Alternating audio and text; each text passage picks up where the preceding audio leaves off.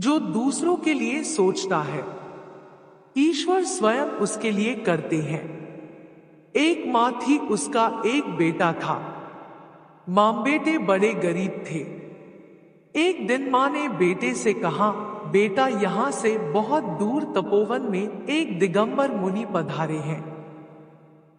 वे बड़े सिद्ध पुरुष हैं और महाज्ञानी हैं। तुम उनके पास जाओ और पूछो कि हमारे ये दुख के दिन और कब तक चलेंगे, इसका अंत कब होगा। बेटा घर से चला। पुराने समय की बात है, यातायात की सुविधा नहीं थी। वह पद यात्रा पर था। चलते चलते सांझ हो गई। गांव में किसी के घर रात्रि विश्राम करने रुक गया। संपन्न परिवार था। सुबह उठकर वह आगे की यात्रा पर चलने लगा तो घर की सेठानी ने पूछा, बेटा कहाँ जाते हो? उसने अपनी यात्रा का कारण सेठानी को बताया। तो सेठानी ने कहा, बेटा, एक बात मुनिराज से मेरी भी पूछ आना कि मेरी यह इकलौती बेटी है, वह बोलती नहीं है, गूंगी है। वह कब तक बोलेगी तथा इसका विवाह किससे होगा? उसने कहा, ठीक है, और वह आगे बढ़ गया। रास्ते में उसने एक और पड़ाव डाला। अब की बार उसने एक संत की कुटिया में पड़ाव डाला था। विश्राम के पश्चात जब वह चलने लगा तो उस संत ने भी पूछा, कहाँ जा रहे हो? उसने संत श्री को भी अपनी यात्रा का कारण बताया। संत ने कहा, बेटा, मेरी भी एक समस्या है, उसे भी पूछ लेना।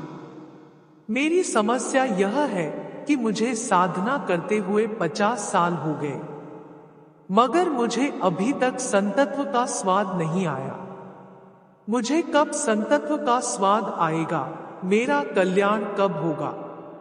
बस इतना सा पूछ लेना। युवक ने कहा, ठीक है, और संत को प्रणाम करके आगे चल पड़ा। युवक ने एक पड़ाव और डाला। अब की बार का पड़ाव एक किसान के खेत पर था। रात में चर्चा के दौरान किसान ने उससे कहा, मेरे खेत के बीच में एक विशाल वृक्ष है। मैं बहुत परिश्रम और मेहनत करता हूं, लेकिन उस बड़े वृक्ष के आसपास दूसरे वृक्ष पनपते नहीं हैं। पता नहीं क्या कारण है। किसान ने युवक से कहा, मेरी भी इस समस्या का समाधान कर लेना। युवक ने स्वीकृति में सिर हिला दिया और सुबह आगे बढ़ गया। अगले दिन वह मुनिराज के चरणों में पहुंच गया। मुनिराज के दर्शन किए। दर्शन कर उसने अपने जीवन को धन्य माना। मुनिराज से प्रार्थना की कि प्रभु, मेरी कुछ समस्याएं हैं जिनका मैं समाधान चाहता हूं। आप आज्ञा दे तो श्री चरणों में निवेदन करूं।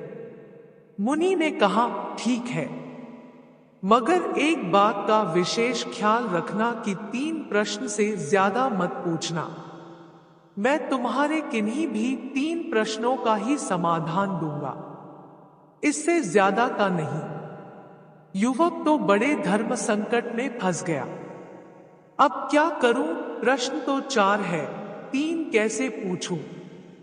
3 प्रश्न दूसरों के हैं और एक प्रश्न मेरा खुद का है। अब किसका प्रश्न छोड़ दूं? क्या लड़की का प्रश्न छोड़ दूं? नहीं, यह तो ठीक नहीं है। यह उसकी जिंदगी का सवाल है। तो क्या महात्मा के प्रश्न को छोड़ दूं?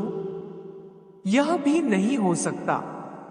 तो क्या किसान का प्रश्न छोड़ दूं? नहीं, यह भी ठीक नहीं है। बेचारा खून पसीना एक करता है, तब भी उसे कुछ भी नहीं मिलता है।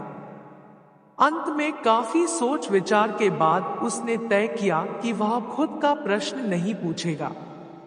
उसने अपना प्रश्न छोड़ दिया और शेष तीनों प्रश्नों का समाधान लिया और वापस अपने घर की ओर चल दिया। रास्ते में सबसे पहले किसान से मुलाकात हुई। किसान से युवक ने कहा, मुनिराज ने कहा है कि तुम्हारे खेत में जो विशाल वृक्ष है उसके नीचे चारों तरफ सोने के कलश दबे हुए हैं।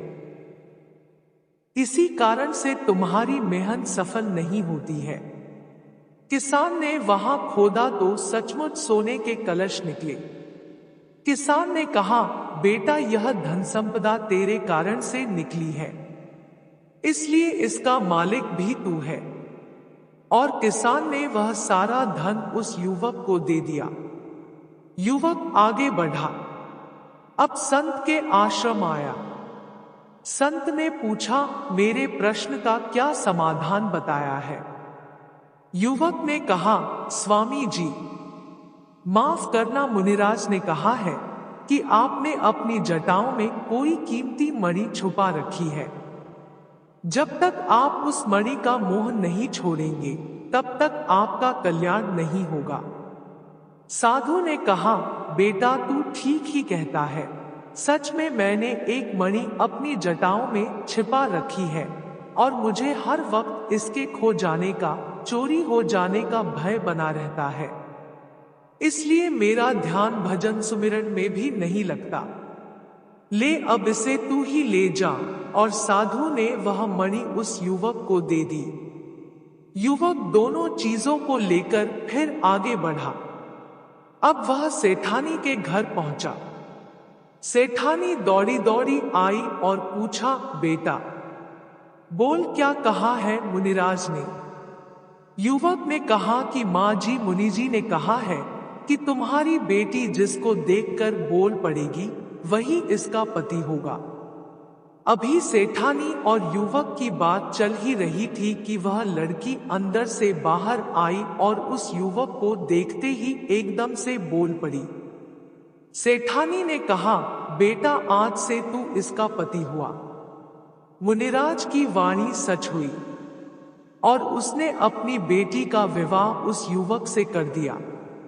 अब वह युवक धन, मणि और कन्या को साथ लेकर अपने घर पहुंचा। मां ने पूछा, बेटा तू आ गया, क्या कहा है मुनिश्री ने?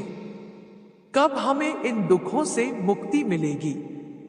बेटे ने कहा, मां मुक्ति मिलेगी नहीं, मुक्ति मिल गई। मुनिराज के दर्शन कर मैं धन्य हो गया। उनके तो दर्शन मात्र से ही जीवन के दुख, पीड़ाएं और दर्द खो जाते हैं। मां ने पूछा, तो क्या मुनिराज ने हमारी समस्याओं का समाधान कर दिया है? बेटे ने कहा, हाँ मां, मैंने तो अपनी समस्या उनसे पूछी ही नहीं और समाधान भी हो गया। मां ने पूछा, वो कैसे? बेटे ने कहा, मां मैंने सबकी समस्या को अपनी समस्या समझा तो मेरी समस्या का समाधान स्वतः हो गया। जब दूसरों की समस्या अपनी खुद की समस्या बनने लगती है तो फिर अपनी समस्या कोई समस्या ही नहीं रहती। जो दूसरों के लिए सोचता है ईश्वर स्वयं उसके लिए करते हैं। जय श्री राम। अगर आपको वीडियो पसंद आई तो हमारे चैनल को सब्सक्राइब करें। धन्यवाद।